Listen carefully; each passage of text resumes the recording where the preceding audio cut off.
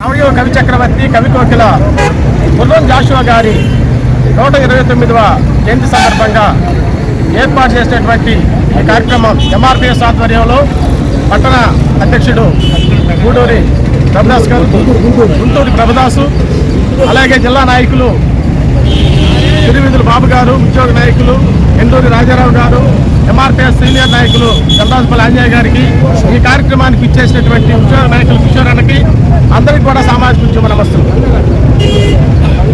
1000 ఏళ్ల తెలుగు సాహిత్య చరిత్రలో ఇప్పటి వరకు ఊహాజనితమైనటువంటి సాహిత్యాన్ని పువ్వుల మీద ఆడవాళ్ళ మీద తప్ప ప్రజలకు ఉపయోగపడినటువంటి సాహిత్యాన్ని రాసి ఇదే సాహిత్యం అంటే మా బ్రాహ్మణుల సొత్తు, బ్రాహ్మణులు మాత్రమే సాహిత్యం రాయగలని చెప్పేటువంటి 100 ఈ సంవత్సరాల తెలుగు సాహిత్యాన్ని మొత్తాన్ని కూడా భ్రష్టు పట్టించినటువంటి సాహిత్యం మనకి ఇప్పటి వరకు తెలుసు.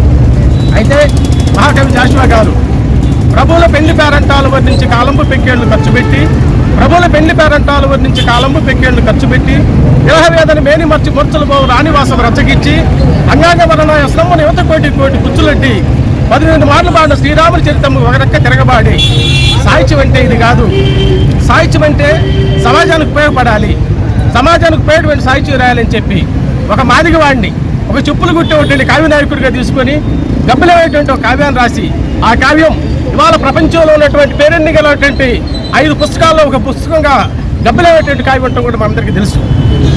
అయితే అక్కడ ఒక మాదిగవాడు ఈ సమాజానికి చెప్పులు చేసి, డప్పులు కొట్టి, వ్యవసాయ ఉత్పత్తులు చేసి రోడ్డు పక్కన కూర్చొని ఉన్నటువంటి ఈ మాదిగవాడిని కావ్య నాయకుడు చేసేటువంటి జాషువా, చిక్కిన కాస్య తనువు చెందు అమాయకుడు, ఎల్ల కష్టములు పొత్తిన బొమ్మతో మరిచిపోవు సుధారాల దగ్ధమూర్తి, నలుదిక్కుల గర్భలోకంలో దిక్కని ఉన్న మాదిస్తుండ అక్కడ జన్మమెత్తే ఈ భర్తలకు కడుగొట్టు పెట్టడై ఉప్పు కట్టించి వీరి కొలమును కలిమి కబలించి దేహమును పిప్పి అనొచ్చు నీ భర్త వీరుని పాదము కందకుండగా చెప్పులు కొట్టి చేవడం చేయగా నిరాకరించలేదు ఇప్పుడు అప్పు పడ్డసు నీ భారతావని మాదిగవాని సేవకులని చెప్పి సాహిత్యాన్ని రాసి ప్రజల జీవితాల్లో మార్పు కోరేటువంటి సాహిత్యాన్ని అందించేటువంటి మహనీయుడు, మహామనిషి ముర్రం జాషువా.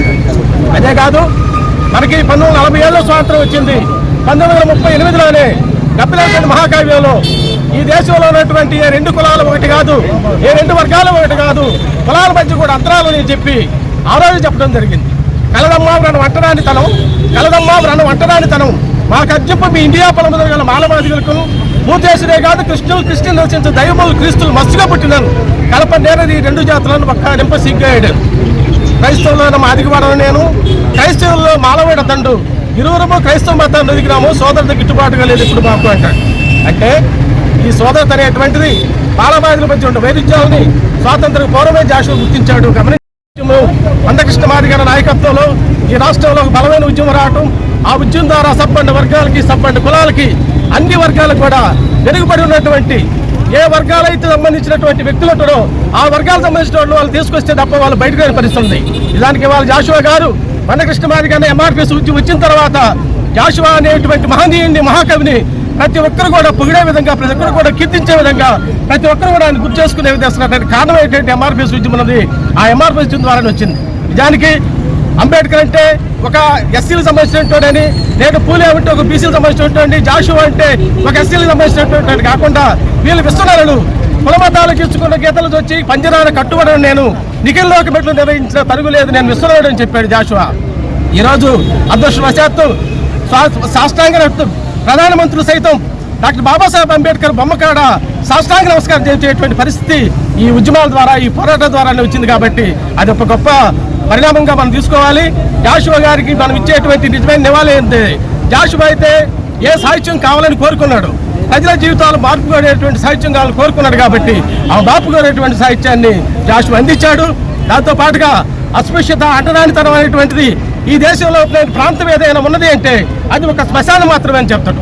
ఇటు అస్పృశ్యత సంచరించుటకు తావే లేదు, విశ్వంబరాన్ని గర్భం నిన్నెస్తము కాంచి అక్కడ పెంపులి తోడ మేఘ పక్కన చేర్చి హాయిగా జోకొట్టిన ధర్మం ఇందుకు కారాడేది.